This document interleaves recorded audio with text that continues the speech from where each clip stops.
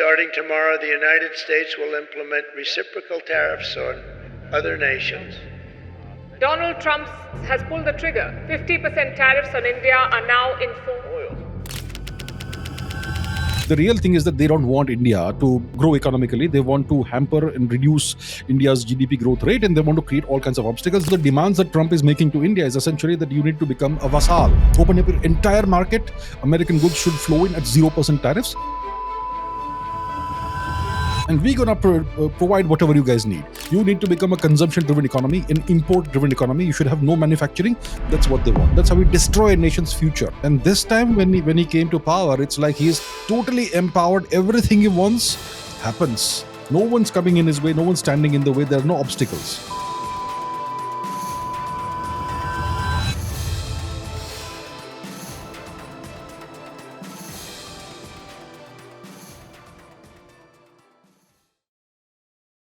Namaste, Abhijit ji. Thank you so much again for making the time.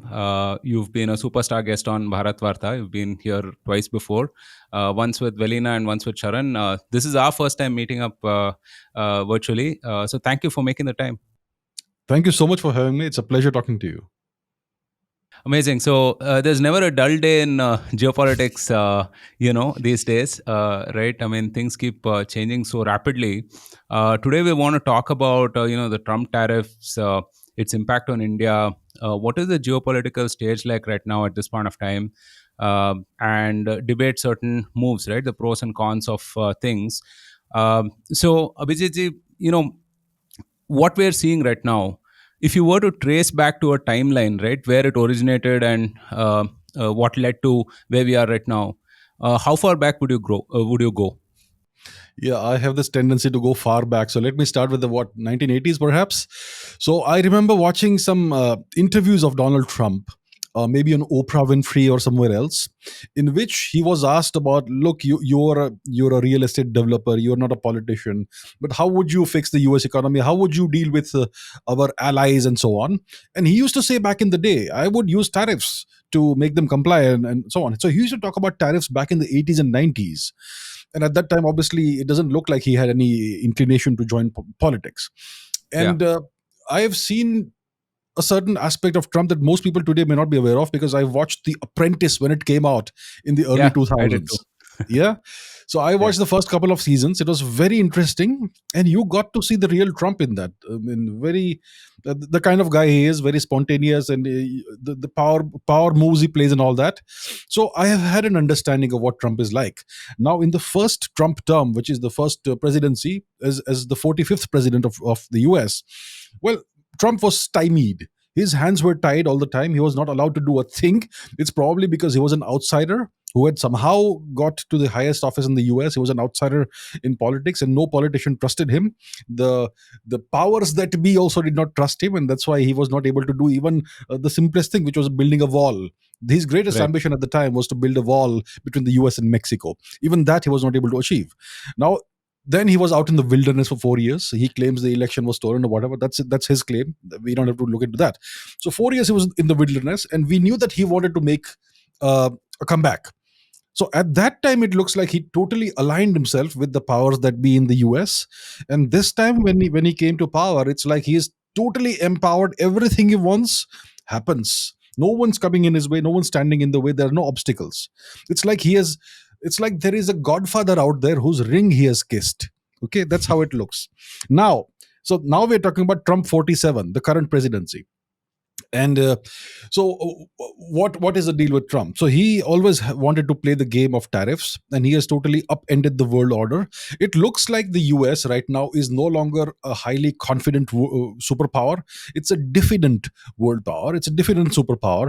And the economic order they constructed beginning in 1944-45, that order they feel now is not serving the purpose of empowering the US, of making the US the most powerful nation. They feel like there are other nations that have used this economic order to enrich themselves and to become powerful. Example, China. And the Americans themselves midwifed the rise of China. They aided and abetted the rise of China. And now they see that India also, if nothing is done in 20 years' time, it could very well be where China was in maybe 2005 or whatever. So they have now decided to dismantle the global economic order, in the World Economic Forum, no one cares. I mean, this whatever they're doing is totally against the rules of the world WEF and all. But the Americans can do whatever they wish. So that's what they're doing. They are laying out the tariffs based on their. So the tariffs are entirely bilateral. They will tariff you based on Trump's perception of you. If he likes you, if you're a good boy, I will only tariff you at 19%. If you are naughty, I'll tariff you at 50%, or I'll threaten 500% tariffs. So that's the game he's playing. He's totally upending the world order. And the impact we are facing, we are right now tariffed at 50%. Why the special consideration for India? Why not 25%? Why not 19% like Pakistan? Why 50%? So it's because, look, the excuse is that we are buying Russian oil, and Ukraine's war is apparently Modi's war. So we should withdraw our troops from the Donbas region, perhaps. That sort of thing they're expecting, perhaps. But that's the excuse. That's just a pretext. The real thing is that they don't want India to grow economically. They want to hamper and reduce India's GDP growth rate, and they want to create all kinds of obstacles. The Biden regime also did that. They effected a regime change in 2022 in Pakistan. They ousted Imran Khan and brought in a very pliable Sharif, one of the more pliable Sharifs, and then you had the other regime change operation in West Pakistan, which again has reverted to West Pakistan status. They ousted Sheikh Hasina and they brought in whoever it is right now. It's a military government with this figurehead, and they also started Operation K, Cookie Land for Christ. So that's also something that the Biden regime have done. So they are essentially trying to encircle India. And now the demands that Trump is making to India is essentially that you need to become a vassal. You need to become an ally, which is a euphemism for vassal. Essentially, open up your economy, open up your entire market. American goods should flow in at 0% tariffs, which means that your manufacturing sector dies, your agriculture sector dies, and we're going to provide whatever you guys need. You need to become a consumption-driven economy, an import-driven economy. You should have no manufacturing. That's what they want. That's how you vassalize a nation. That's how you destroy a nation's future. And if you imagine if we agree to that, then they will make further demands. Now we want military bases in India. We want a military base in X place or Y location in India, and you need to give us transshipment facilities. You need to give us all kinds of stuff. So the demands will pile up one after the other.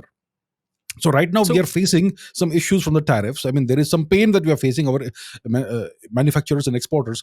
But if we open up the economy and the market to the US exports, then the pain we will face is far worse. So many people will go out of business and so on. Yeah, you were saying something? Yeah. How do we become priority number one for the US suddenly? I mean, all of these things seem like a confluence of things that came together. What was sort of the forcing function, right? And here, how much of this is, let's say, individual political vendetta on the part of Trump, and how much of this is like a national strategic interest for the US? Right. Yeah. So why now? Why suddenly this focus on India? I mean, what has India suddenly done? I mean, we were just minding our own business, just going along the way we have always been going along the past 11 or so years. What suddenly happened? Right. So it would appear on the outside that the trigger was Operation Sindoor. And something really pissed off the Americans. Maybe we hit something. When it comes to the F-16s that the Pakistanis have, the Americans have a bunch of technicians that babysit every single F-16 and never let the aircraft out of their sight. So when you hit a F-16 on the ground, it may end up hitting some US technicians there also. That's a possibility. And the other thing that people are saying is that we hit nuclear warheads storage facility in Kirana Hills.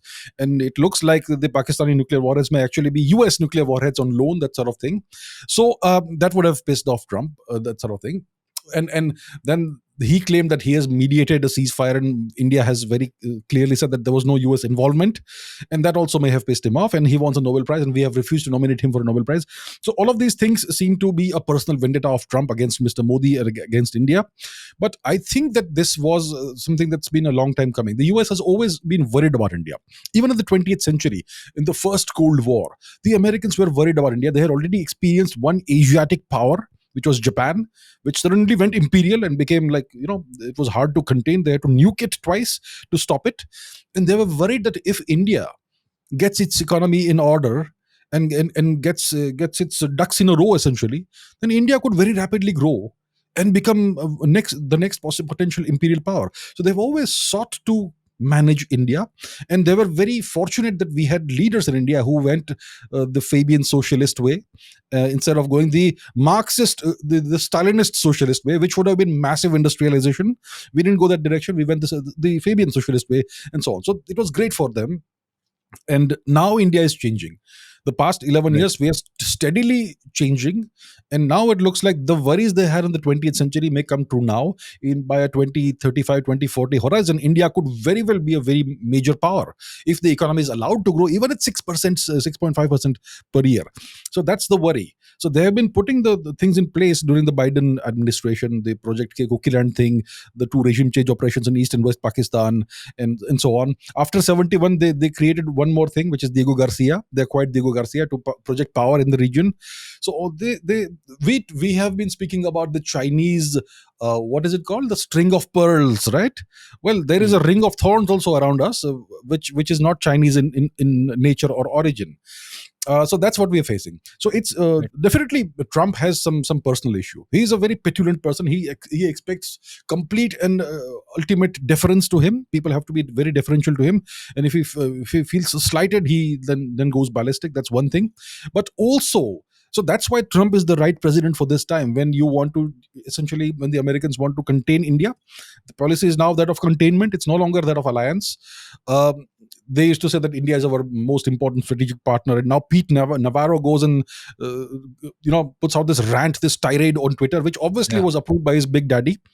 So the Americans now have moved into containment mode because With they now feel that images, no less. India is becoming problematic. Yes, sir.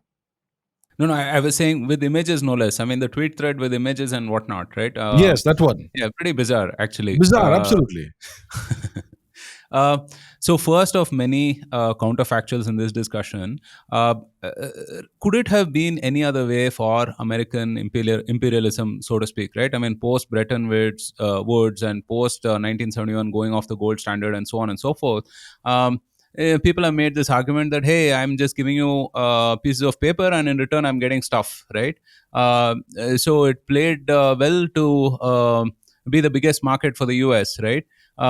Could they have done anything different, to land up where they are right now with like astronomical debt and all kinds of inequality and crisis and whatnot? Well, the simplest thing was not ever going off the gold standard. In 71, there was a gold rush. I mean, there was a bank run, right? The nations were worried that the Americans no longer had sufficient gold to back up their paper bills. And that's why nations were going and demanding gold, that we have acquired so and so bonds from you. We want the gold. And that's why Nixon said, okay, enough is enough now. I am disconnecting the paper money from the gold standard, and now the our paper money will be backed up by our military might. We say that our paper money is the reserve currency, and we will enforce it through our military might, through our might and power projection. And that's where, I mean, there are these charts available on the internet and all, which show that everything started going wrong after 71. Everything in the US starts going wrong after 71, whatever indicators you want to look at. So it all happened after Nixon he ended the gold standard. If they had stuck to the gold standard, maybe things would have been different. They went first the petrodollar way. So their currency was backed by petroleum, and now it's backed by nothing. It's just paper money. And the amount of debt they have now is astronomical. And maybe they just want to inflate it away or something. I'm not sure what it is. I'm if What could they have done differently? They should have stayed on the gold standard. I mean, your currency needs to have some actual real world value, and the only real store of value in the world historically has been gold, right? So that's what they should have done. But anyway, this is an imperial power, and they can do whatever they want. At the end of the day, the world you oversee is held together by your military might, and that's what they decided. Right. So, what is the fear right now that India will be a China too? But I mean, we're already part of the WTO and we transact a fair bit with the US as well. While our manufacturing may be behind, our software exports are the highest in the world. Right. So, what is this crazy paranoia that we will kind of become another China? Yeah, I mean, that seems to be the reason. That seems to be the paranoia that the US has, that this country, if it gets its act together. See, look, India has so many problems, internal problems. We waste much of our energy arguing among with each other and doing a million elections a year and all kinds of problems. I mean, we'll not even Right. discuss those problems here.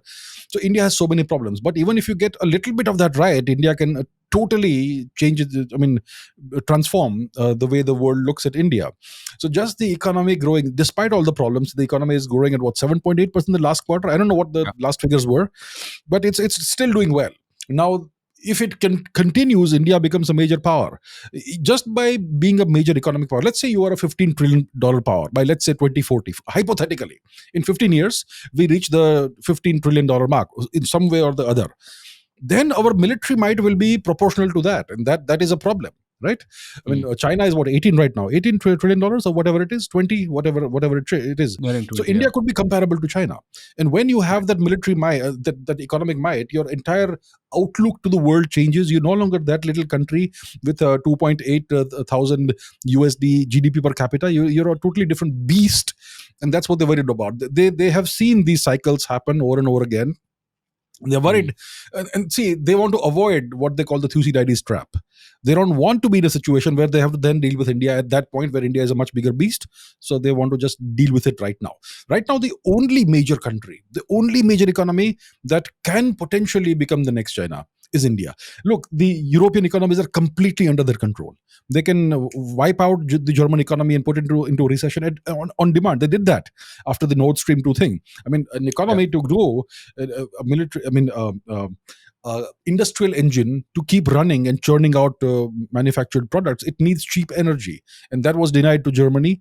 They can do the same to other European nations, so they are under their control. Japan, they destroyed in the 80s and 90s, so Japan is no longer. I mean, I was a kid in the 1980s, and I remember Japan was the second largest economy, this little nation, and they Yeah. were threatening to overtake the US. So the Americans then took those actions. So they always foresee what's coming, and they take action before it's too late. They did that with Japan. They have now decided to completely go the other way with China also. And India, yeah, India is next in their crosshairs. We are now the target of containment. Right. Do you see a role at all for, let's say, Saudi or OPEC influence on US policymakers and them sort of pressuring the US to sort of exert influence so we don't, import any crude from Russia and so on? I mean, is there such a thing at all? I'm sure we are still importing some crude from Saudi Arabia and the Gulf region, but of Yeah. course they will But be it's drastically come down, right? drastically come down, of course. So it all depends on the price. It depends on the market, obviously. So if someone Yeah. else is offering me $5 less per barrel, well, I will certainly go for that. Makes sense. It's just pure economics. Yeah. So I'm sure that the Saudis would prefer us to buy all of that from them. Of course. I mean, I'm sure. What is it? ADNOC, Abu Dhabi National Oil Corporation, also would want us to buy the crude from them, and so on. Is there some pressure from Saudi Arabia on the US? I don't think the Saudis are really in a position to pressure the US. The Saudis, all they do is every few years they buy $100 billion worth of arms from the US and keep the Americans placated, so the Americans no longer bother them and let them run their country the way they want to run it. Uh, I don't really think the Saudis would have pressured the US. They would obviously prefer. And see, the thing is that we have excellent bilateral relations with Saudi Arabia and the UAE and so on.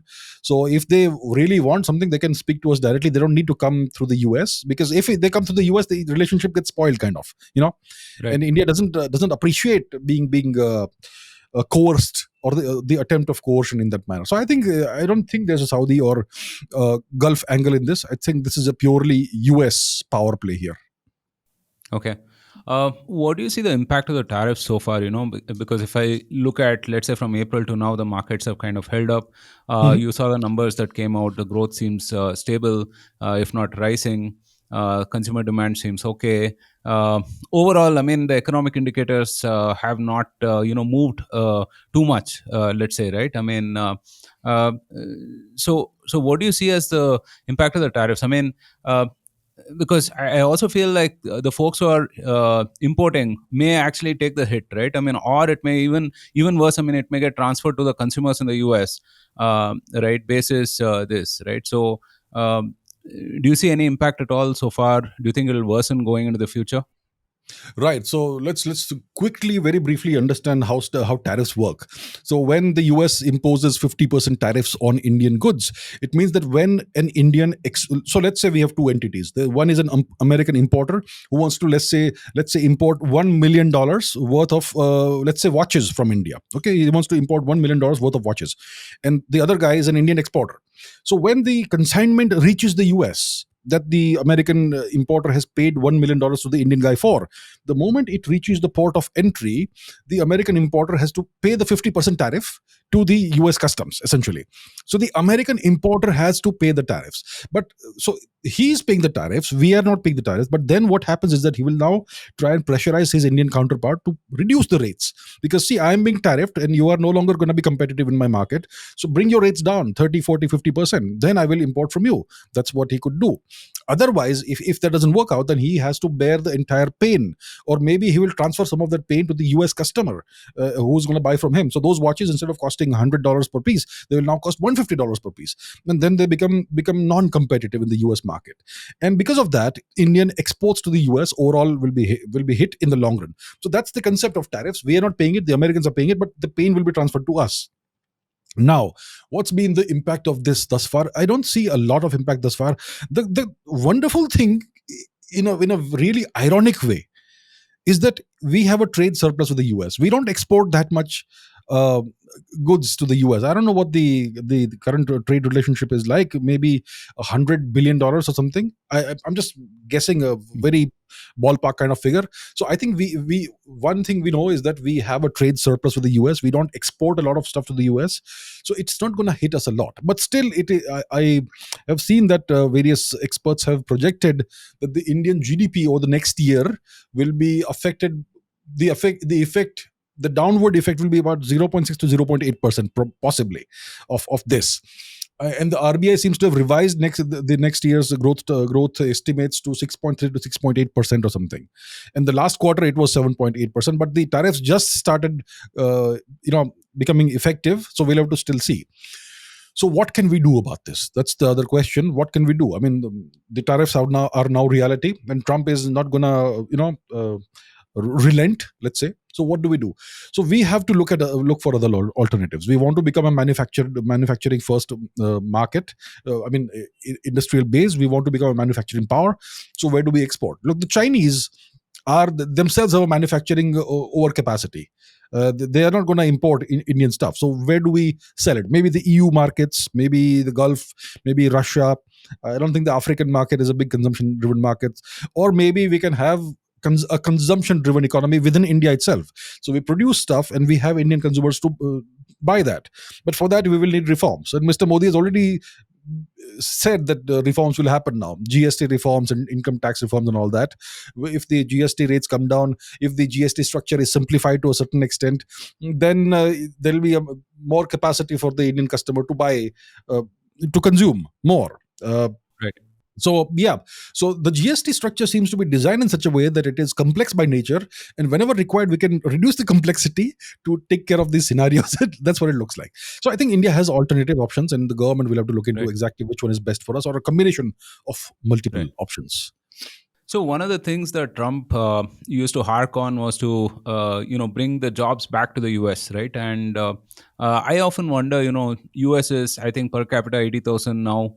At that income, how does any manufacturing job become viable, right? I mean, some of these manufacturing products are unviable in China itself, right? And they've had to sort of diversify and get a little ahead of the value chain and so on, right? So what do you think is the real intent of the tariff in itself? I mean, do you think that this positioning of we'll get some of these jobs back, will create incentives or disincentives?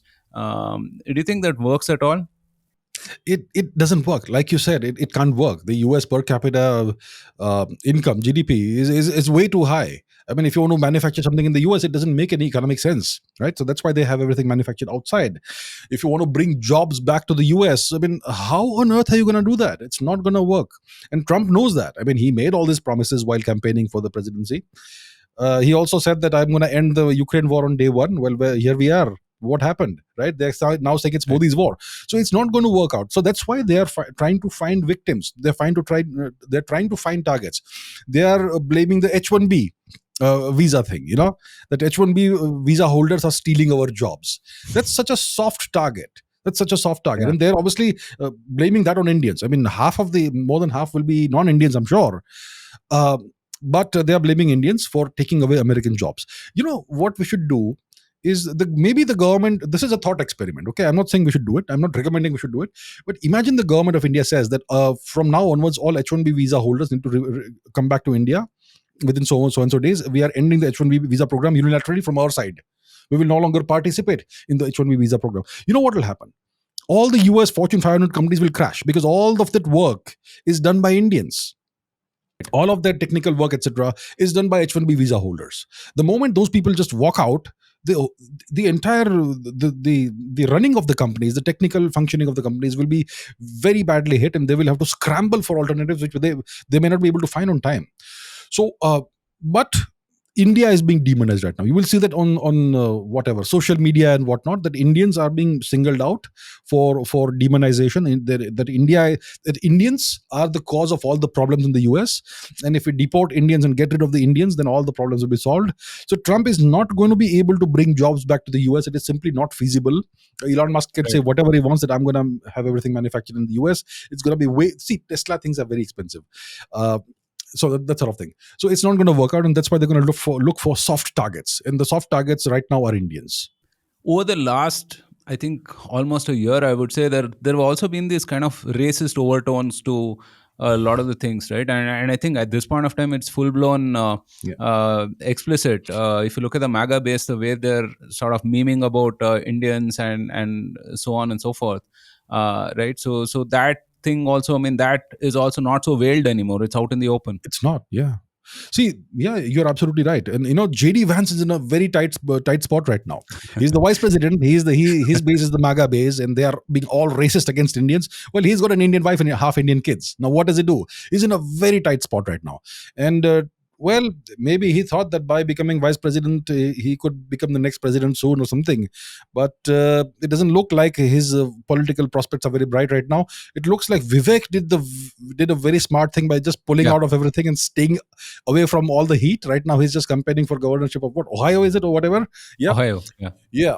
So there is tremendous racism right now. Maybe I remember, this entire thing, it started after February 22, 2022, with the Russian special military operation in Ukraine. And then the Americans at that time, the Biden regime folks, they asked India to participate in the Western sanctions on Russia. And we said that this is not our concern. This is your war. Right. It's not our war. We're not participating in this.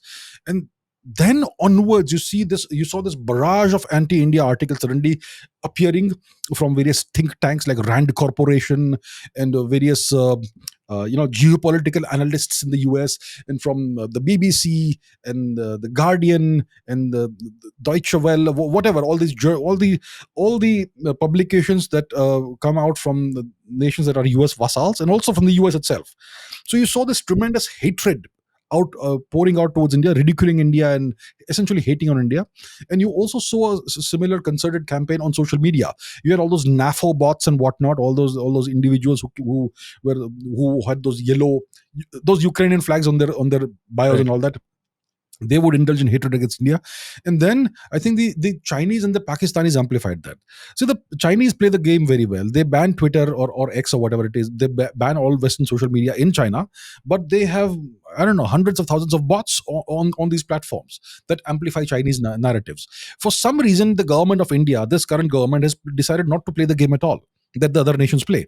And that's why there is this tremendous anti-India narrative that can be run on demand on social media, and we have been the target of that. So I think this started with the Western anger at India in 2022 for not participating in sanctions against Russia. This was then the Chinese saw the opportunity, the Pakistanis saw the opportunity, and they amplified that with all these racist anti-India memes and all that. And now it's become staple on social media. So you see a tremendous amount of racism. I mean, Pete Navarro's tweets Okay, the last image in which he shows Modi with the Hindu symbology and meditating, that was kind of mocking Hinduism. That tweet was saying that if you want to be a US partner, you need to start what strategic partner, you need to start behaving like one. In that tweet, he put an image of Mr. Modi meditating with his eyes closed and that sort of thing, with Indian tilak and all that. That was kind of a racist anti-Hindu thing that he did. So it's coming from very high levels now, and this is something that Indians are gonna have to get used to, those who live in the US. Right. Yeah, it's going to be tough times for sure. Um, the other thing that we always used to talk about is the deep state, right? Now, I am actually pretty confused. I don't know which way the deep state is kind of aligned, right? Because is it aligned with everything that Trump is doing? In which case, I mean, hey, Trump said that he is anti-deep state, drain the swamp and all of that stuff, right? Or is it pro-India at this point of time, right? With all of these New York Times articles and Washington Post and Guardian and all of them, like fanning praise about how India is being independent and showing the finger to Trump and whatnot. I mean, it just seems like a weird sort of divergence of interests, so to speak. Yes, yes, yes, yes. The deep state. So, first of all, what is this deep state? Is it some conspiracy theory? Is it some conspiracy theory? That's what people say. If you say the two words deep state, you are labeled a conspiracy theorist. Look, the US, let's understand what the US is, first of all. The US is a democracy. It has a democratic system, and there is electoral democracy. And what's the nature of the electoral democracy? Presidential democracy with two parties. It's a two-party system. They have some other political parties that are insignificant. They do exist, but they don't really matter for any intents or purposes. So it's a two-party state, which is one step above a one-party state like China or North Korea. Okay, that is what the US is.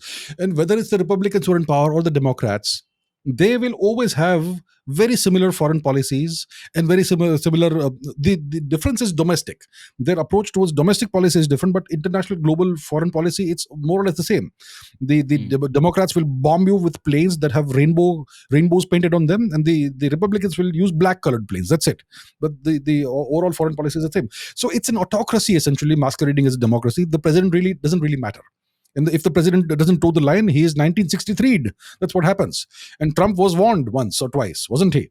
So so the deep state is probably, we don't know who they are, but every country has some version of this. The US has the ultimate version of this. It's an extra constitutional, extra electoral, extra democratic center of power that just exists, and nothing changes it. It's a group of very powerful, very rich people, and the richest people in the world, like Elon Musk and all, they maybe have 1% of that wealth and power, okay, compared to the people who are lurking in the shadows. So that's essentially what the deep state is. And it's, you rightly said that Trump said that I'm going to end the deep state, and he sacked a whole lot of bureaucrats and all. And so he's trying to confuse the people by saying that the bureaucracy is the deep state. The bureaucracy executes the will of the deep state. My dear friends, they're not the deep state. They don't really hold the power. They report to somebody. Who was it? Bob Dylan, who said that you may be the devil, you may be the Lord, but you've got to serve somebody. So that sort of things, So the bureaucrats in the Pentagon, the unelected establishment, they also serve someone. They don't decide what happens. And I remember in last year when the campaigning was going on, I said that I actually had said at the time, and I probably was wrong. I said that it's highly unlikely that Trump will come to power. But if he does come to power, it means that he will have kissed the ring. That's what I said. So I am convinced that Trump has kissed the ring. And by cutting down on the bureaucracy and all that, he's just trying to obfuscate what the real deep state is. Then, I went against the bureaucracy, I drained the swamp, blah, blah, blah. No, you did not, you did not go after the people who really, really run things. And those people, we don't know who they are. Look, the US Federal Reserve, okay? It's their version of the RBI, Reserve Bank of India. So if you look at the RBI, it is entirely owned and operated and controlled 100% by the government of India, correct? Now, if you look at the US Federal Reserve Bank, we don't know who owns it. Their shareholders are secret, right? They will say that, so various American banks have shares and stakes and all that. That's the kind of confusion they'll throw on you. But the real shareholders, stakeholders are unknown. So a privately held entity controls the US economy. What does it mean? The US is a privately held country. That's what it means. So it tells you there is something behind the curtains. So it's not some conspiracy theory. It's true. So then the question arises that what does the deep state want? Is Trump going against the deep state? Well, if you go against the deep state, like Kennedy did, the Bay of Pigs fiasco, when the deep state wanted an invasion of Cuba, but Kennedy refused to send uh, the military's aid when required, and which is why the invasion failed. Well, then what happens when you get 1963? So a US president cannot go against the diktats and the will of the deep state. So Trump is 100% aligned with the deep state. There may be some confusing signals coming out from some publications, a smattering of praise for Modi here and there. That's all right. I'll tell you what's the deepest indicator that Trump is aligned with the deep state. Saturday Night Live. And that may sound really stupid and funny. Saturday Night Live is this satirical program that the Americans have. Okay. And when Trump was president for the first time between 2016 and 2020, they lampooned him mercilessly. They reduced him to the butt of every imaginable joke. But this time, they are still lampooning him, but it's very subtle and it's no longer disrespectful. So even though he's not a Democrat, he's a Republican, but still SNL is not going after Trump the way they were doing during the first presidency. That is an indication that he's aligned with uh, with the objectives of the deep state. We've spoken a fair bit about the things as they are, the circumstances in which we are operating. What do you make of the Indian response? We haven't tried to placate the US president, even if that is Trump, right? And we have been bold-faced in the middle of massive criticism, from the US on whether it is our relationship with China. I mean, whether it's a relationship with Russia, and perhaps now in the coming days, maybe our relationship with China, and so on and so forth. Right? But overall, what do you make of our response? I think the Indian response has been very mature. See, the American response has been very provocative. They have tried to claim that Trump ended the India-Pakistan war, the 3-day war, and they are claiming that the Ukraine war is now India's war, and so much more. It's been a very provocative set of moves by the US, and India has refused to respond in the same way. India has stayed very measured in its response. We have said that the US actions are unfortunate, and it could have been done better, and we still want to have a trade deal with the US. We are willing to negotiate. The US then there was a trade delegation that was supposed to reach Delhi, and that was cancelled. So the US has been very provocative. India has not made any provocative statements. India has said that we are still open to discussing with the US and reaching a proper trade deal and so on. When it comes to the India-Pakistan conflict thing, we have been very clear consistently that the US had nothing to do with this. The Pakistanis sued for peace. They were being hammered. And that's when we agreed to do a cessation of hostilities. So overall, India's response has been extremely measured, very mature. The Americans probably wanted us to respond slightly emotionally, perhaps, but we have not done that. So I would say India's response has been very, very, very mature.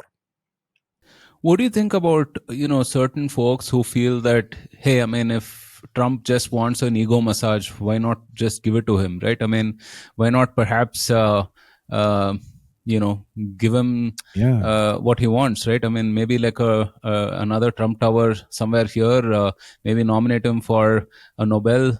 We could probably think of more than just lab-grown diamonds to perhaps give him, and so on and so forth, right? I mean, let's placate the guy so that he's just happy and he's copacetic with us, right? So what do you think? Yeah, of course, right? I mean, why just not give him what he wants? But the question is, what does he really want? Today there is this story, I don't know, New York Times or whatever, that Mr. Modi is at fault, because Trump just wanted a Nobel Prize nomination.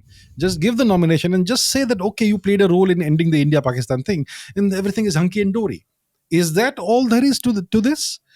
They are trying to put the blame on Mr. Modi. Mr. Trump is being unreasonable. Mr. Trump is known to be like this. Just placate him. Just give him what he wants. But that's not what Trump wants. He wants India to open up its economy.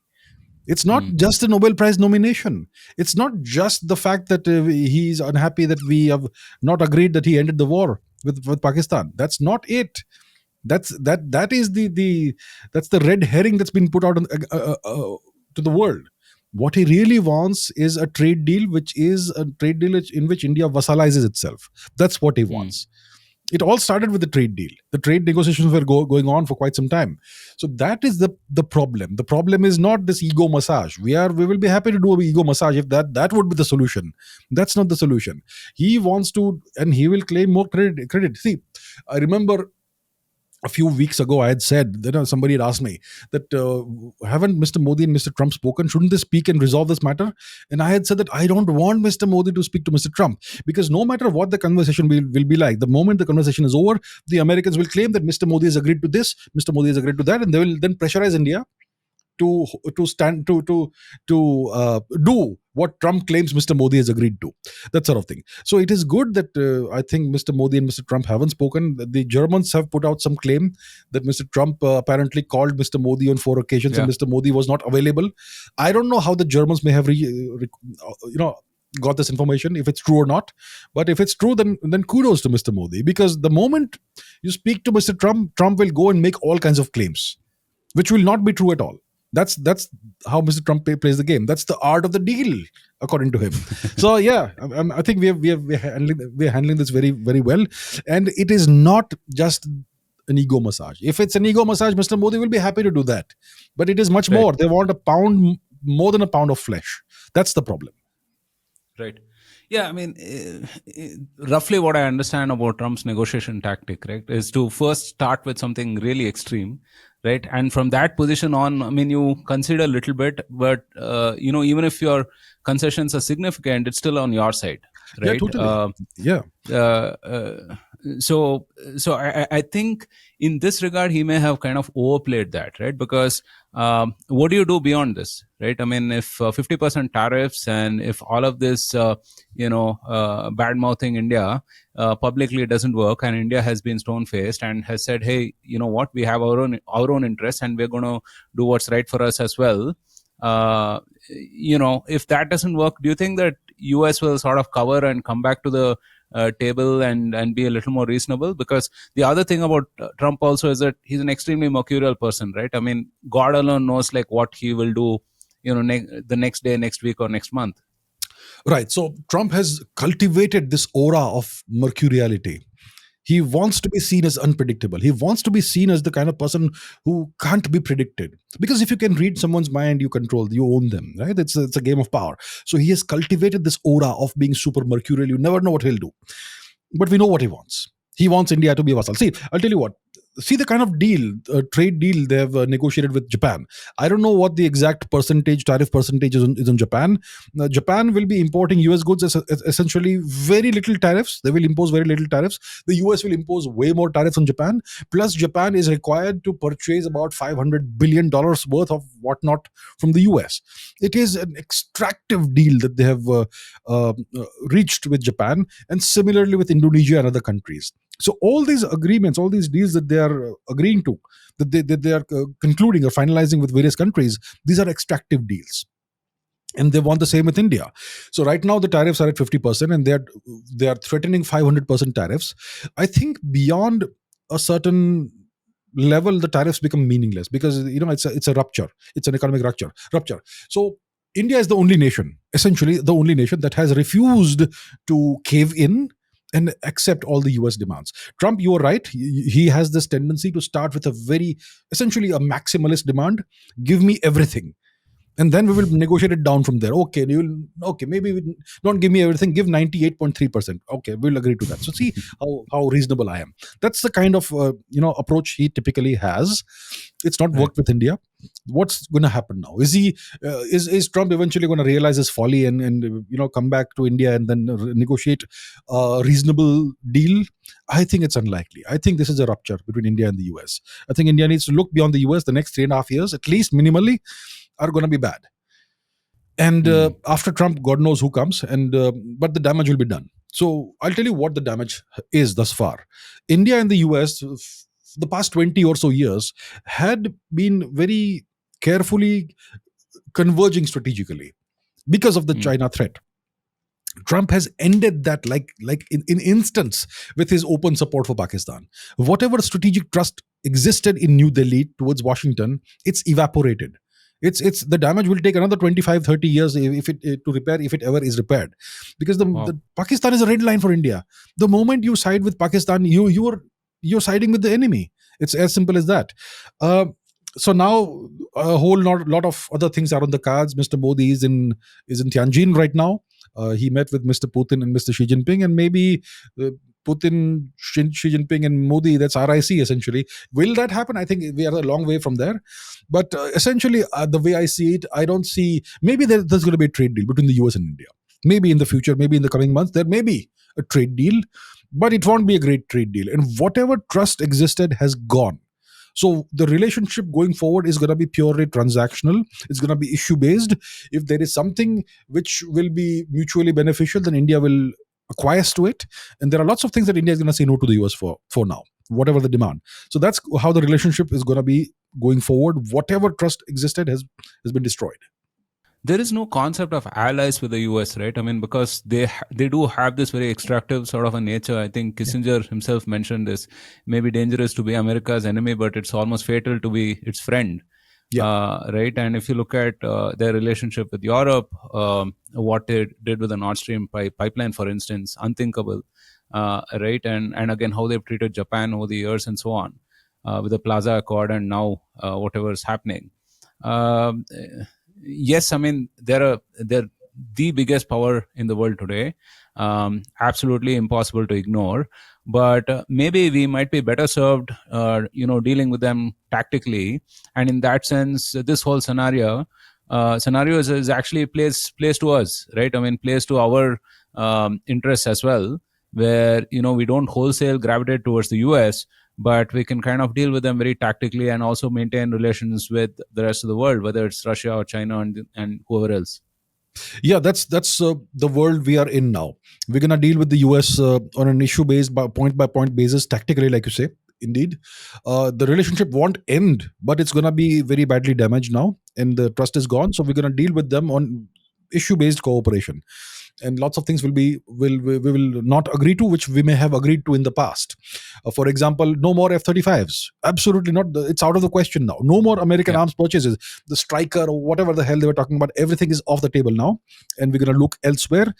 Maybe it's going to be the Rafale, which may come in larger numbers, or maybe the Sukhoi 57, whatever it is. And China as well. So this is an opportunity for India, actually. India has been this kind of reactive nation. Only when things are lined up against us, that's when we make some bold moves. This is a great time for India to reform its internal, get its business in order internally, economic reforms and all. If you want a consumption-driven economy, then simplify the tax regime, clean up the GST thing, and reduce the tax burden on people, and many other things need to be done. When it comes to India-China, that relationship, maybe it's an opportunity for us to explore ways of making it better. I mean, there are core issues that cannot be wished away. The border issue, which is undemarcated. The Chinese have steadfastly refused to demarcate the border. But if this is an opportunity for both nations and both leaders see it that way, then maybe we can make some progress on that front. With China, it's going to be a very, very step-by-step process. We're going to have to do everything step by step, but maybe there could be better relations with China. And with Russia, we need to obviously, we already have a great relationship. We just need to, strengthen it further, and we need to look for alternative options, because being a US ally, like you say, as Kissinger said, it's suicidal. A US ally essentially is a US vassal. It means that you've lost your sovereignty. Look at the EU. Look at NATO. These two entities. If your nation is a member of the EU, it means that you don't have it means that you have open borders. You don't have your own currency, and Brussels decides what policies will be implemented in your home, which means that you've lost your territorial sovereignty, you've lost your economic sovereignty, and you've lost your administrative sovereignty, the policy making sovereignty. If you're a member of NATO, it means that your armed forces will at some point in time be under the control of a foreigner, under the command of a foreigner. So you've lost your military sovereignty. I mean, these are the definitions of the word vassal. You lose sovereignty. So if you are a US ally, they will ensure that in some form of the other, you will lose your sovereignty to them. And that is unacceptable for India. That is something, I mean, it's no Indian leader will Hmm. allow that to happen, no matter what political party they are from, unless, well, I don't know, so I think that's where we are right now. We are not going to compromise with our sovereignty. We may have to look for alternative markets, but it's something we're going to have to do. There's no other option. Yeah, it's an important point that you bring up, right? Which is that there needs to be some sort of a forcing function for us to have some kind of reforms, especially given how large and diverse we are, and how many different interests we have, and so on. It's almost impossible to manufacture, some kind of consensus without any external threat or duress or something of that sort. And perhaps now may be a great opportunity for us to do these things that we would have organically perhaps done 10 years or 15, 20 years after, Yeah. right? Including some of these things you mentioned, right? Simplifying our let's say tax structures, bureaucracy, vagera, all of those things. This whole developing relationship with China now, right? I mean, we had the Chinese foreign minister Wang Yi in Delhi, right? I mean, Prime Minister Modi is in China as we speak, right? Is that China just trying to weaken the Quad, perhaps, or do you think that they see some long-term or let's say medium-term interest in engaging with India? That's a great question. Look, the Chinese have always been very canny when it comes to their relationship with India. Right now, they rightfully see an opportunity to weaken the Quad. The Quad, whatever people may say, it is a coalition that is obviously all nations that are worried about China. And that's why the Quad was formed. It was Mr. Shinzo Abe's brainchild, essentially, in the 2000s. Now, the Chinese would definitely want to weaken the Quad. If India pulls out of the Quad or becomes a non-functioning member, well, it's a huge win for China. The question is, what kind of engagement are we seeing between India and China right now? Mr. Wang Yi was in Delhi a few days ago, probably to lay the groundwork for Mr. Modi's visit to Tianjin. I think Dr. Jaishankar was also in China recently. He met with President Xi Jinping.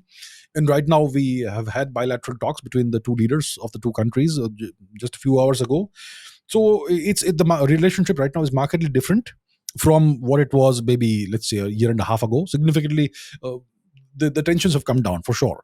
But it doesn't mean that everything is good. Maybe the Chinese are just playing this game of, like you say, weakening the Quad, maybe rupturing the Quad. If a relationship has to improve, then both sides need to make some concessions. That's how it goes. It doesn't matter who's right and who's wrong. The Chinese have swallowed Indian territory and they are holding our territory. That they are also demanding Arunachal Pradesh. Sure, they are wrong, but they are the more powerful nation. And the more powerful nation always has that sort of behavior. That's what Vishnugupta Chanakya taught us. So we should not be very surprised about this. So if you want better relations, both sides will have to make some kind of compromises. And that's the problem, that in India, at the moment you make any compromise, you're going to lose the next election. And that's why it's so difficult to improve the India-China relationship. For example, there's the issue of His Holiness the Dalai Lama. He is in his 90s now. So at some point in time, regrettably, he will pass away. And then he has made it very clear now that he will not be reincarnated in occupied Tibet, which will bring us straight face-to-face at loggerheads with the Chinese government, because they will attempt to appoint a CCP Dalai Lama. So we're going to have two Dalai Lamas now, one who will be in India and one will be the CCP Dalai Lama. And that's going to, once again, complicate the relationship. And the Chinese will be very upset about this. So what do we do about this? These are very long-standing issues, intractable issues. Do we just go the Chinese way and allow them to, have their own CCP Dalai Lama? And we ask the Dalai Lama here to not reincarnate in India. What's the deal? So the relationship is thorny. There are these big issues. The boundary issue is the biggest issue. And the Chinese, from their side, if they want a better relationship with India and if they want to make some overtures, then the least they can do is to agree to a time-bound demarcation of the India-Tibet border. It's as simple as that. But if they are not willing to do that, it means that they are playing some game. Because if you want a better relationship, all you need to do is to demarcate the border. Let's sit down together. I mean, they keep sending these delegations for the 283rd round of talks with India about the border issue. What's the point of that? We have to settle it at a higher level. get it done, but they are not willing to get it done. So it looks like they are interested in rupturing the Quad, but they are not at this point in time interested in a better relationship with India. And we're going to have to be very careful. So the Right. relationship could improve gradually, slowly, but they are not in no great hurry to solve the real problem, which is the India-Tibet undemarcated border, which is undemarcated because of their intransigence. Right. I want to take a small tangent here and discuss Prime Minister Modi, the person here, right before we talk about, let's say, Pakistan and perhaps the rest of the countries who could potentially ally with us in some way or some form. By taking this sort of a hard stance and also presenting himself as the face of India's decision right now, I think he's taken on a massive personal risk to himself, right? We are a country that has lost, unfortunately, 3 of our leaders to some sort of attacks, right? I mean, if you look at, let's say, Indira Gandhi, Rajiv Gandhi, and perhaps Shastriji also, right? And plus, I mean, now we are, educated, enlightened enough to understand that there is such a thing called a regime change that can happen, right? We've seen it with our neighbors, and we're seeing signals of this sort of a regime change, this kind of the voices of regime change emanating from India as well, right? I mean, if you look at certain remarks by opposition leaders at this point of time, questioning the very the very process of democracy in India itself. I mean, just want you to talk about Prime Minister Modi and the kind of risk he is taking in doing what he's doing at this point of time. Yeah, look, at the highest level, you run the highest risks. What are the highest risks that a world leader can face? Well, the possibility of being assassinated. It happens. It's known to happen. We have had so many examples of world leaders who were trying to achieve something who got assassinated. There is that. And then, like you said, the other risk is regime change from within. So a regime change operation is different from a coup. It's not something that happens in a couple of hours. It's something that for which you lay the groundwork. If you are a foreign power who wants to conduct a regime change operation, the Americans have perfected the art of regime change, for example, by the way. They call it a color revolution. Now, India is the kind of nation where it's really hard to do that because India is so goddamn diverse, right? We are so diverse that it's like trying to herd cats instead of herding sheep. So that's why it's very difficult to have a coup in India. But regime change you can, I suppose, do slowly, gradually by cultivating the right people hypothetically in opposition parties. Okay, you could cultivate them maybe in various states, in various regional levels, and maybe at a national level potentially. Okay, I'm not saying it's happening. I'm saying potentially that's how you could do it. And the Americans are known to do this. The Americans, for example, have been engaging in what they call subnational diplomacy, which essentially is blatant, naked interference in the internal affairs of a country. But because they are Americans, they can do it. So maybe that needs to be clamped down upon. I remember when Mr. Xi Jinping came to power, it was 2012 or something, there was a series of purges within China, and all the CCP members who had any connections with the US, they were purged. So if you want to safeguard your country, you may need to take some action which is within the purview of the laws of India and all that. So Mr. Modi, by standing up to the superpower, obviously is taking on a personal risk, either of A or B, and one hopes it doesn't happen. I think Mr. Modi will now have to be a little more careful about his travels and all that, travels outside of India, and also about his security detail and all that. A little more care may have to be taken about that. Which countries are you visiting? Where do you, and what are you flying over? What regions are you flying over? I remember once Mr. Modi was flying from God knows where, from maybe somewhere in Europe to India, and he flew over to the Donbass region. And 30 minutes later, a Malaysian aircraft was shot down, just the same place where Mr. Modi's plane flew over. Wow. Yeah, so it was the Malaysian airliner, right? That was shot down over Ukraine. So Right. these things can happen, accidents. So Mr. Modi is taking on a personal risk. At the highest level, the highest risks are applicable. Mr. Shinzo Abe found out. He was trying to reform his country and make it less of a US vassal. He wanted to reform the constitution. The Japanese constitution was written in 1945 by Americans, and not a single word has been changed. And Mr. Shinzo Abe wanted to change some aspect of the constitution to allow Japan to be a little more free. And we know what happened to him. So, you got to be careful at the highest level. Right. Oftentimes, when dealing with the US, right? The example of of Pakistan is brought up, saying that they seem to punch way above their weight, and so on and so forth. I feel like these are two different. These are two different nations, completely different nations that you're talking about, right? Pakistan has no problem saying yes to US, yes to China, yes to another person, right? They will acquiesce to any demand from anyone, as long as they're able to get whatever that is, money, value, etc. from that. Their only strategic interests seem to be sort of mercantilist in that sense. The second advantage they have obviously is the geography itself, right? I mean, very strategically positioned for the US to keep a check on, let's say, Iran, Russia, China, and so on. And like, who are we talking about when you talk about Pakistan, right? I mean, you're not talking about civil society, you're not talking about politicians, you're not talking about anyone else. I mean, you're talking about a very small coterie of people who actually run things in Pakistan, and the divergence between all of these different sort of entities is massive, right? Unlike in India, where roughly the civil society aligns with the political establishment, right? However, however much your differences are. Uh, so, do you think it's true that we don't do as good a job as Pakistan when it comes to negotiating with the West or with US in particular, or it's just like the nature of the beast, right? I mean, we're far too different, far too nuanced, far too strategic, to be able to be compared with a failed state like Pakistan. Yeah, there's a lot of Indian commentators who keep saying this, that India punches below its weight and Pakistan punches above its weight. Pakistan gets everything they want from the US, and India always fails to do that. And these days, even foreign commentators are saying that India is punching below its weight and Pakistan is getting things done. Pakistan knows how to deal with the US. Indians have never learned. Arey bhai, in the US, the deep state is hidden behind something, behind a curtain. In Pakistan, the deep state is naked. It is a small Right. bunch of generals who run the army, who are the deep state of Pakistan. And they own the country. And how do they negotiate with the US? They'll say, "Sir, what do you want? Whatever you want, we give you. You take our country, you take our people, you take our land, you take our resources. Whatever you want, we give you. Just send X number of $1 million to my bank account in London, and and my son should get a scholarship to go to Harvard, and that's it." They are selling their country. If our Right. politicians start selling our country, we will become the best friend of the US, but we won't last long.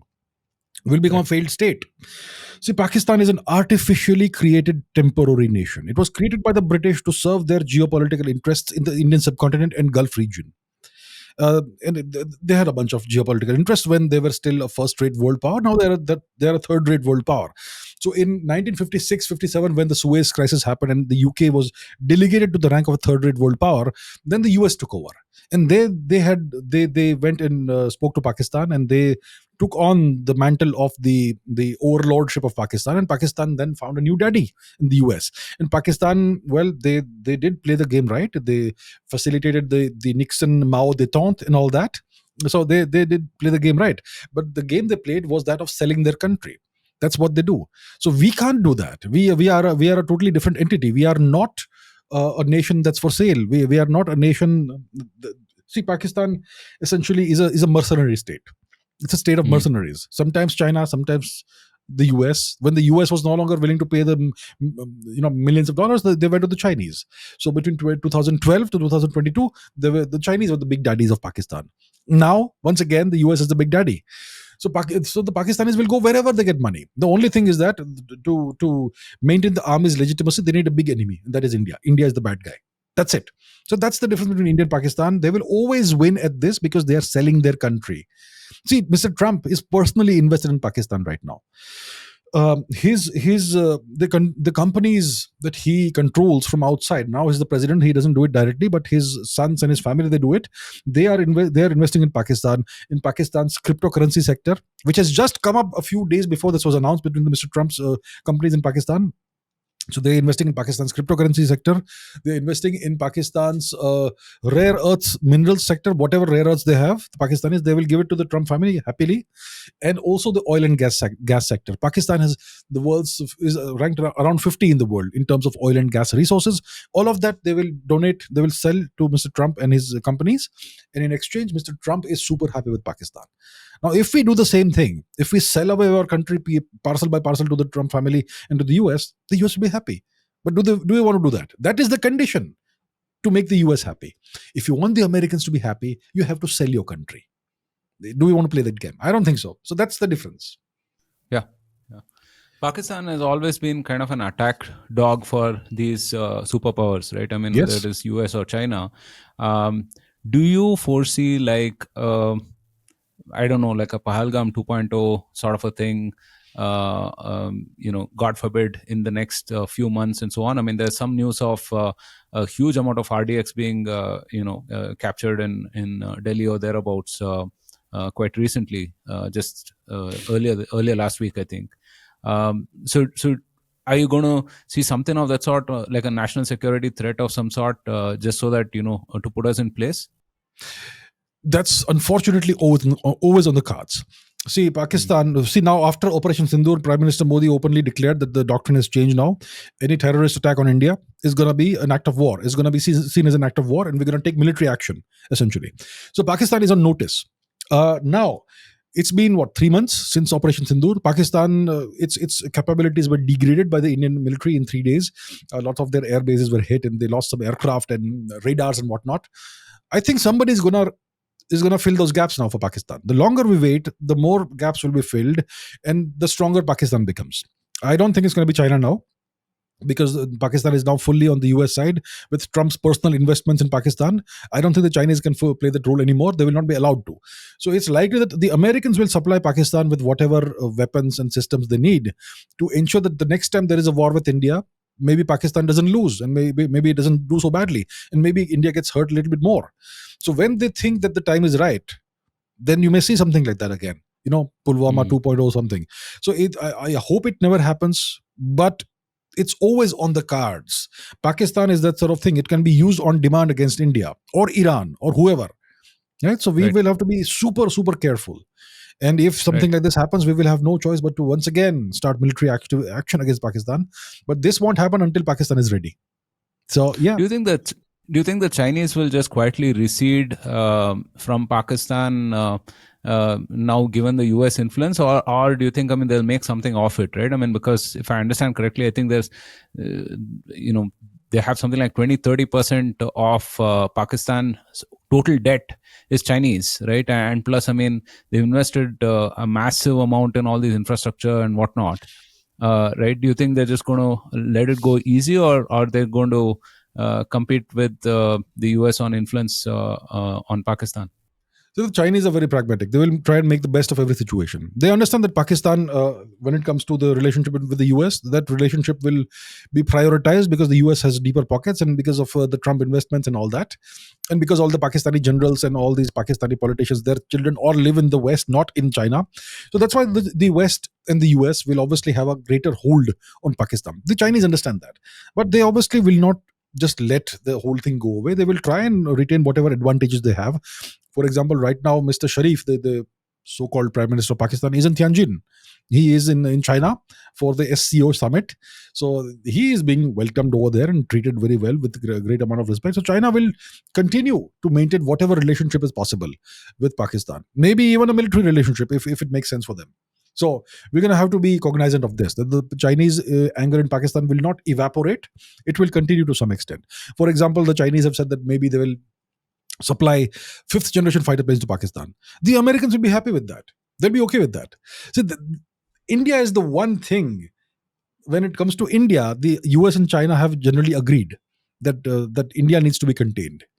So right now things are different. That's why India and China are maybe looking to explore better relations, but we're going to have to be very careful. Essentially, we have no allies. The only thing that comes close to an ally is maybe Russia and to some extent maybe France. Yeah, but we don't have a treaty of alliance with either of the two countries, but we have a good track record. Those countries and the relationship has been good. It's never been a backstabby relationship. So that's the best we can expect. Yeah, that was going to be my follow-up. In this world where there is this sort of a trilateral squeeze between the US, China, and Pakistan on us, and we risk getting kind of isolated because of the stance that we've taken. Who do you see as reliable partners? I mean, I think allies would be like a bit of a stretch, but let's say at least partners over the next 2, 3, or 5 years. And do you think that we should get perhaps closer to Russia and China? Right. So first of all, I think the audience may not understand the difference between a partnership and an alliance. So an alliance is a treaty alliance. You have a signed treaty with a nation with very clear rules. That's an alliance. A partnership is that you have a great amount of comfort with each other, and you have a good track record of working with each other. You may have some differences here and there, but overall the relationship is great. So that's a partnership. So we have that sort of partnership with Russia. That's been our best partner going back decades, and also with France. France also we've had a good relationship for many years. So these are two. Some people will also say Israel. Well, Israel, I would say, look, Israel, we have a great relationship with Israel, no question. They have supplied lots of weapon systems to India. We have co-developed the Barak anti anti-air defense system with the Israelis. We have the Adani group is purchasing. Is manufacturing licensed versions of the Harop drone and so on. So we have a great relationship with Israel as well. We have some issues with Israel. For example, what's the relationship between Israel and Pakistan? Israel is America's unconditional partner. The Americans give unconditional support to Israel, and Pakistan is a US vassal. So what's the deal with Israel and Pakistan? That's one question that is kind of out there. Pakistan officially doesn't recognize the state of Israel and so on, but there is some kind of relationship between Pakistan and Israel.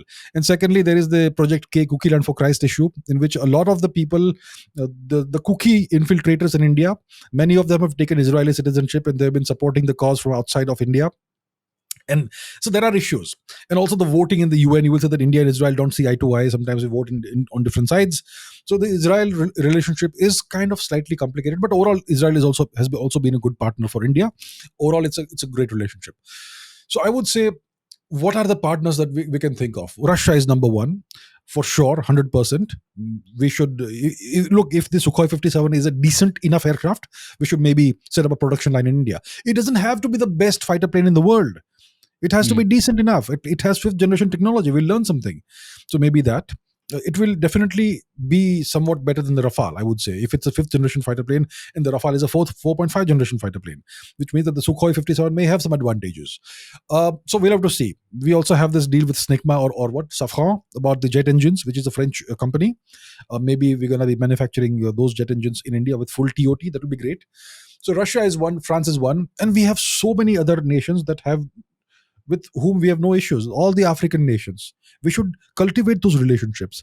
With the Latin American nations, we have no issues with them. Cultivate those relationships. With the ASEAN nations, Southeast Asian nations, what issues do we have with them?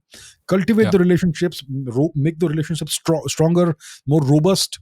We already have thousands of years of shared history with the Southeast Asian nations.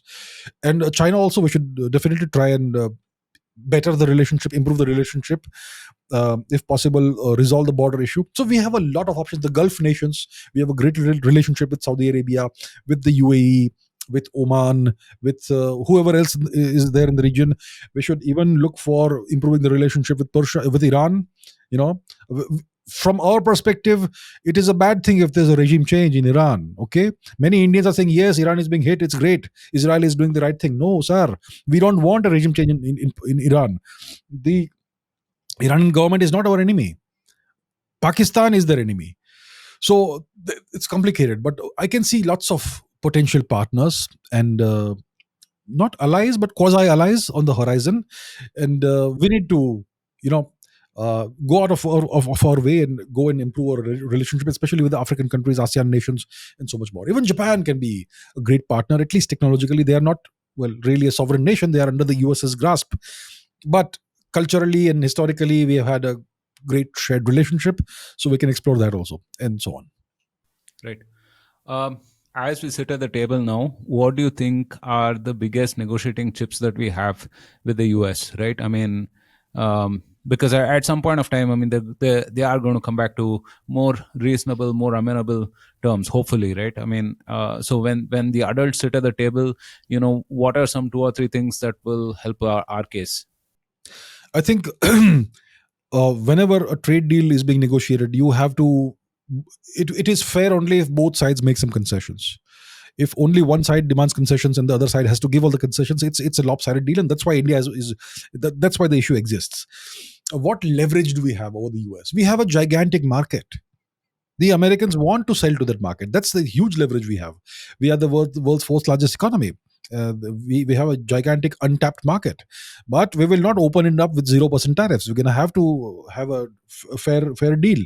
So the biggest leverage is that you have your companies who want to sell to us. We have a market here.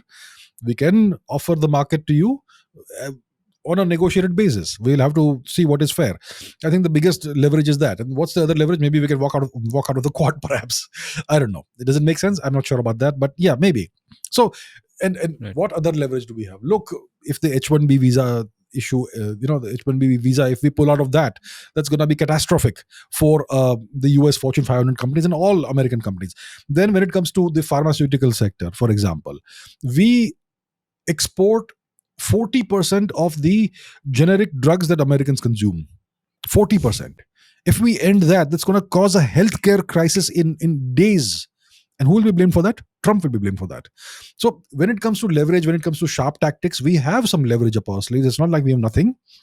But we Right. don't want to go down that road, essentially. It has to be, like you say, adults at the table. And let's not talk threats. Let's talk about compromises. Who can compromise what and what can we offer each other? That's how it has to happen whenever it does happen. So whenever they decide to play like adults and come to the table and talk in a mature, responsible way, I'm sure we can hammer out a decent, fair trade agreement. I'm sure. Do you think that there's meaning to sort of engaging some of the folks around Trump, whether that is the likes of Peter Navarro, Howard Lutnick, or even JD Vance, who's sort of like become quieter, noticeably quieter, right? Do you think there is some scope for that at all, or these guys just get behind Trump no matter what? Look, you should always engage with all the guys who orbit Trump, for sure, the closest advisors and all that. No question, we should engage with them. We should have their ear. We should talk with them, for sure. But at the end of the day, the kind of person Trump is, he will have a coterie of yes men around him who will every morning bow down to him and pray at his feet. That's the kind of guys he needs. That's the kind of guys he wants. So whether it's Pete Navarro or whoever it is, they are all yes men for Trump. If you look at Marco Rubio, if you look at Pete Navarro, if you look at whoever else, Pete has whatever it is, and even JD Vance. Now JD Vance is in a tight spot. He's not that kind of guy who will hero worship Trump. He has his own agenda, but he's in a tight spot. I don't think JD Vance really matters. I don't think JD Vance going and talking to Trump and saying something will have any effect on what Trump wants to do.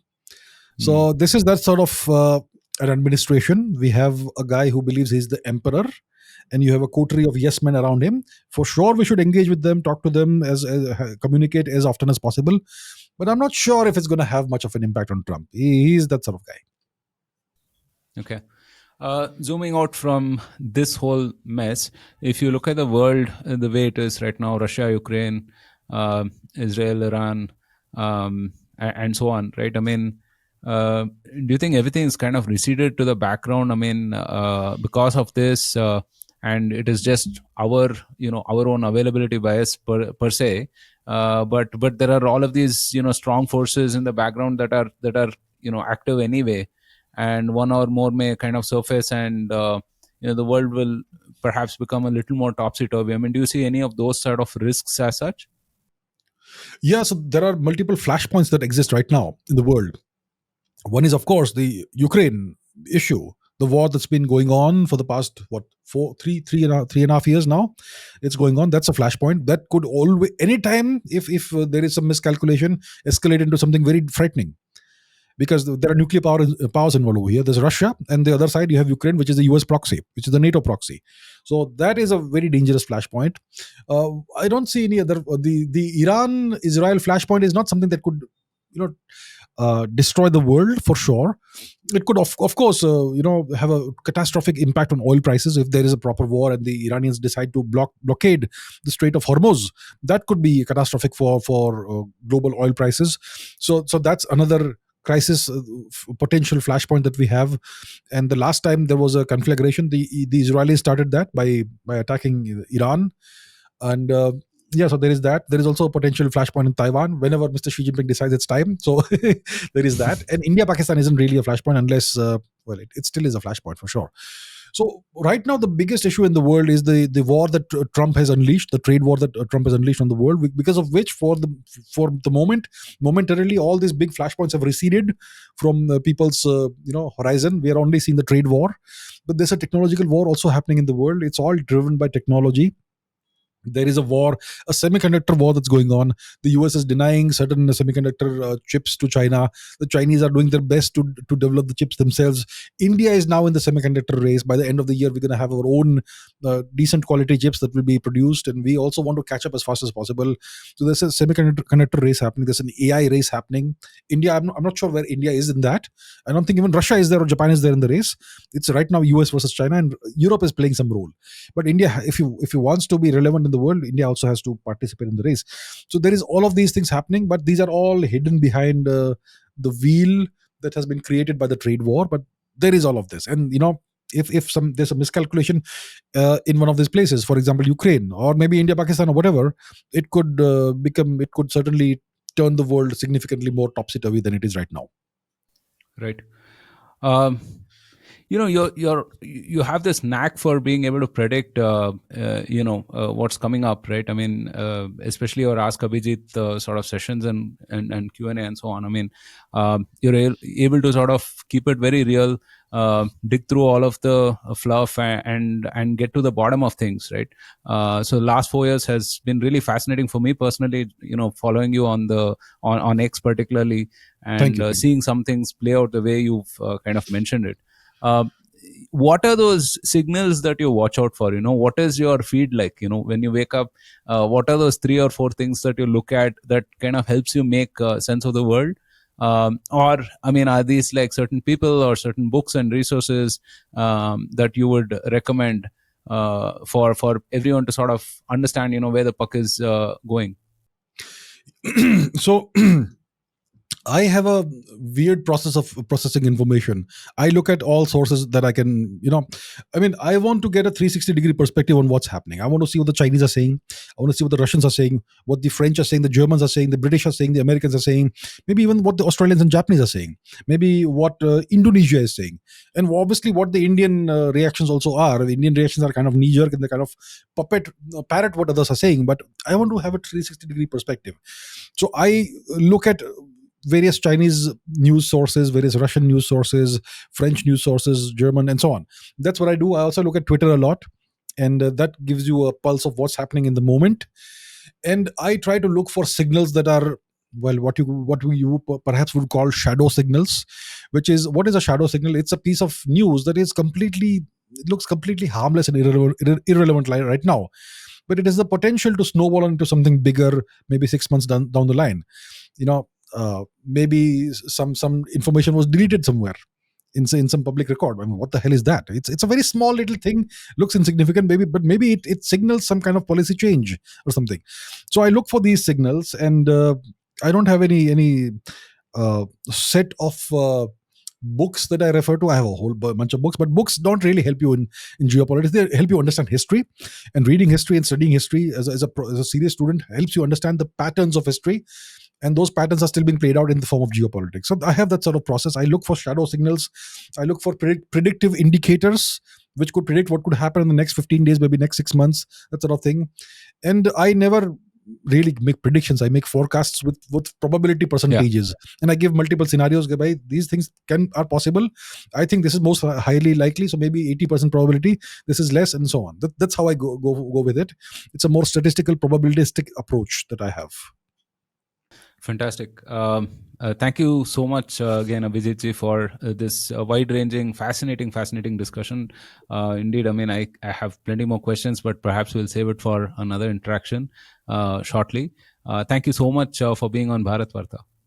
Thank you so much for inviting me. It's always a pleasure being on Bharat Varta and pleasure talking to you as well. Awesome.